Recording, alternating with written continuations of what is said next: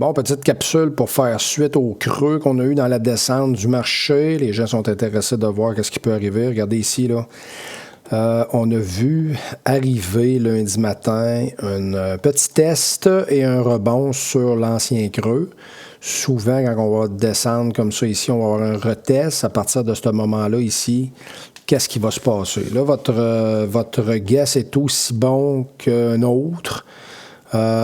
On est encore dans un mouvement baissier. Dans le fond, on a testé le rebond. Là, les tarifs en fonction demain, le 2 avril. Est-ce qu'on s'en va de cette direction-là ou de vers le bas comme ça ou on s'en va de côté? On a des résultats financiers, la saison des earnings, dans le fond, qui commence la semaine du 11 avril. Donc, avec l'absence de bonnes nouvelles, peut-être pendant une semaine, dans le sens que ça va prendre les résultats financiers pour nous repousser ça ici. Là, on se demande l'endroit de moindre résistance. Est-ce qu'on peut s'en aller vers le haut? Est-ce qu'on peut s'en aller vers le bas? Le marché, éventuellement, attend des bonnes nouvelles pour se remettre à monter. Est-ce qu'on a tellement de mauvaises nouvelles que le marché a tellement l'air d'avoir peur que ça devienne une bonne nouvelle pour le marché?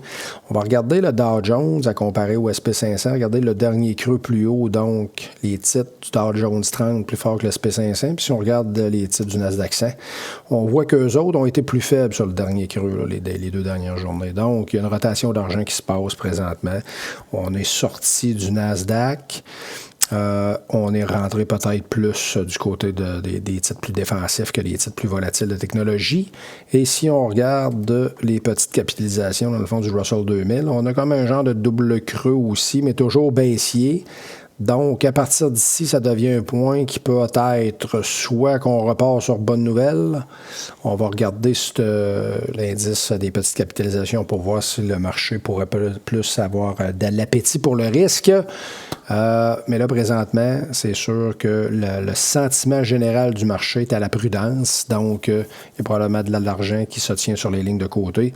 On va regarder dans les prochains jours les mouvements qui pourraient se faire.